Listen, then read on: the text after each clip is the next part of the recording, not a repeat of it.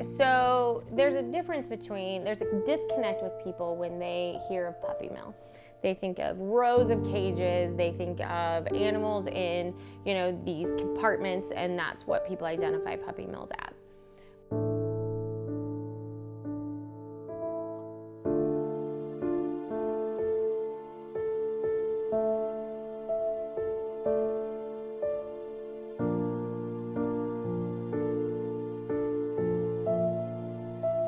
Whereas in a rural county, a puppy mill is dogs chained to trees. It is dogs that have no shelter. They have no, access to food. They're in squalor and hoarding. And so I had never been actually in the thick of a puppy mill bust. And I had never seen the front line of it. I had always seen the dogs that come out of it. And so in triage in a shelter and, getting them vaccinations and things like that. So it wasn't something that myself or my team was prepared for. May 3rd of 2017, we were contacted by a deputy in Stevens County, a sheriff's deputy, and she had asked us if we could take 40 plus dogs that were abused and neglected. And I had no idea. I think I'm brave enough and dumb enough to say yes to certain things. And I trust that the universe and whatever you believe in will support what we're doing.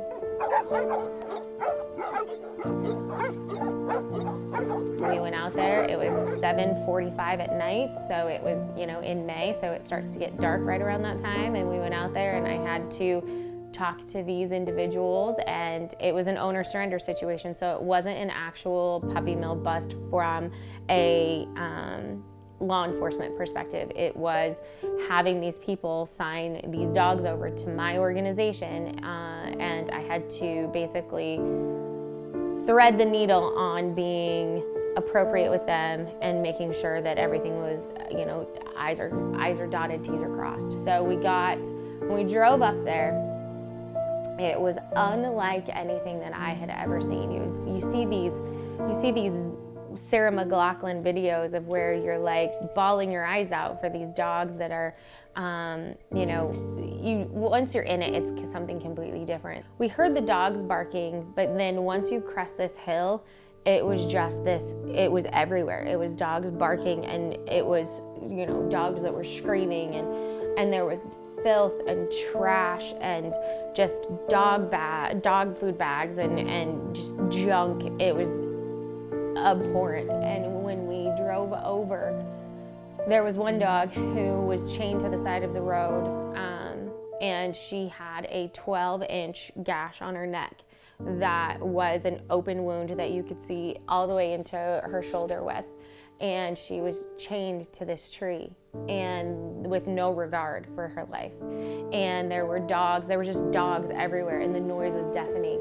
And I had to then appeal to these people as if they were humans. And that was one of the hardest things I've ever had to do, is because I had to basically, they could have told us to get off their property at any point in time. So we get out there and we had to get people who had horse trailers, and these dogs have never been touched with anything other than a fist. They had been beat every single day of their life. They were terrified of humans. They were in pens and chained to trees, and like the chains were rusted so much that we had to use bolt cutters to get them off of the tree. It was the worst thing I've ever seen in my life, and yet these dogs, not all of them, but the majority of them they knew that we were there to help. Not all of them, but some of them. We asked Thomas Hostetler to help us on the dogs that we couldn't handle. And there was one dog, Muggsy, she was in a pen by herself, and he was super concerned about breaking down the pens. He didn't want us to bust them. And it was rusted cattle fencing and barbed wire, and it was gross. And so he got in the pen with her, and was chasing her around. And he's supposed to be this disabled person who has back issues, and he grabs her by her, he corners her in the side of the pen, grabs her by her neck and throws her over the fencing. And I couldn't say anything.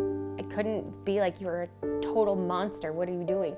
Because he could have said, get out, and then it would have been for nothing. We were able to get 16 the first night, and then they agreed, and we were naive, extremely naive, is that we should have never left that property until we had all of the dogs. That was our fault. But coming from a place of where you've never done this before, you still think that there's a level of humanity, that there's this shred of decency, and because that's where we come from, is that that's what we would do.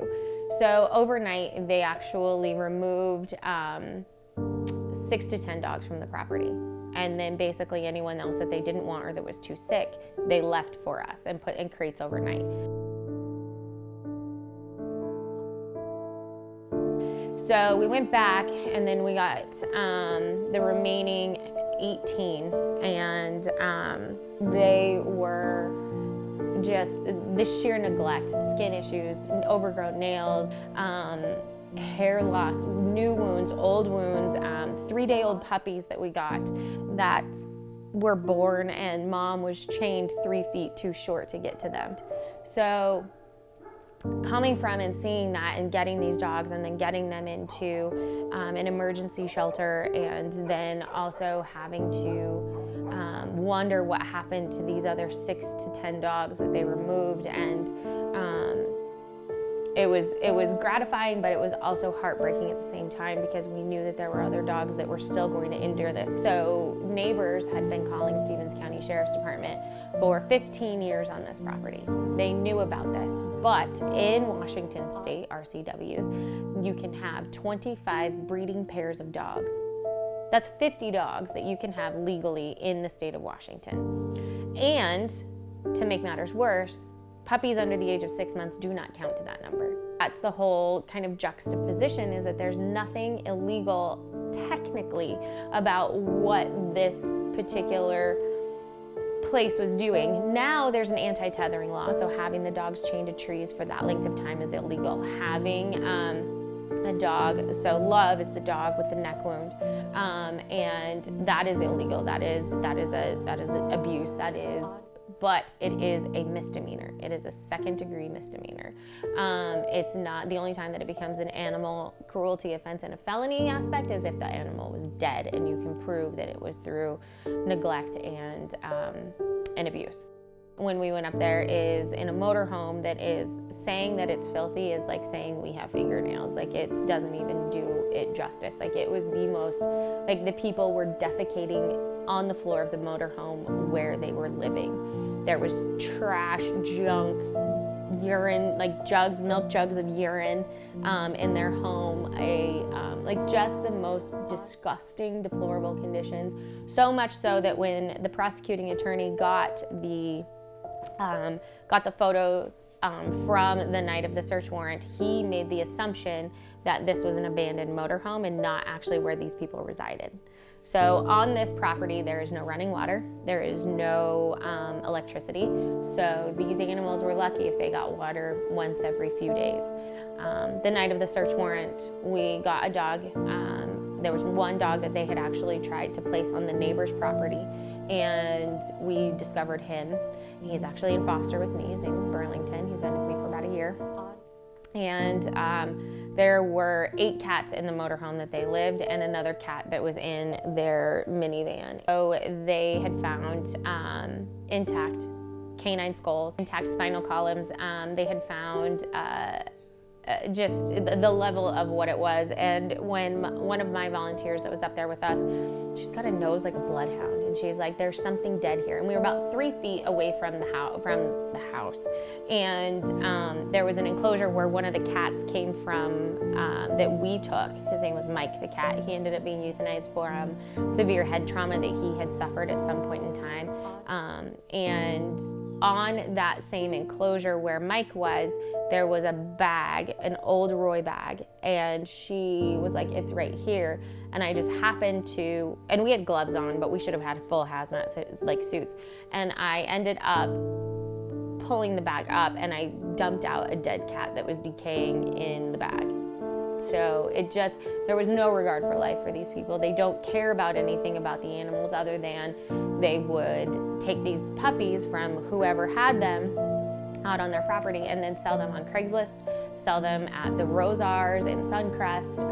And so that was something that I knew existed and I knew about, but seeing where these dogs, so whoever didn't get sold, came back to the property and had the most horrific, abusive life that they could possibly imagine. Death would be the best thing that could ever happen to them out there. He ruled as harsh as he could with 60 days in jail, and then, fines, restitution, and that they cannot have animals for 2 years. And the nuance in that, unfortunately, is that she, Teresa Hostetler, somehow or another went and appealed to some medical person, whoever that is, that doctor, gave her a letter to have an emotional support animal. So there's a cat that I've had in my possession, taking care of her every day, and she has to go back. And there's nothing that I can do. 4 years ago, I was contacted by Scraps, which is it's animal control here, animal protection here in Spokane County, and they contacted me about 2 dogs that had been taken as police evidence and from a murder-suicide. One was a pregnant female, extremely heavily pregnant, and the dad of that female and her puppies, or the boyfriend, I guess you'd say. I went ahead and took her, and I said, I'm gonna hold off on Daddy. His name wasn't Daddy at the time. I was like, I'm gonna hold off on the male for a while, because I didn't know what I was getting into with the females. The gal at the time, who was our rescue coordinator, was trying every venue to get him into a rescue organization. And on May 29th, 2014, I went in to evaluate some German Shepherds, and because they present differently in a shelter environment as well. And I walked by, and I had always called him Daddy because I had his kids. And so I walked by, and I was like, Daddy, why are you still here? And the kennel manager at the time came up behind me and said, the only reason why he's alive today is because we got too busy to euthanize him last night. Today's his last day. And that, I don't mean to get emotional. That was something that was awful. So, I don't know why that's affecting me so much. So, I told Stephanie, who was the rescue coordinator at the time, I said, we'll go out and we'll take him out in the play yard, we'll drop leashes. Jokingly, I said, if he doesn't eat Weston, I'll take him. So they had been evaluated 2 other times, and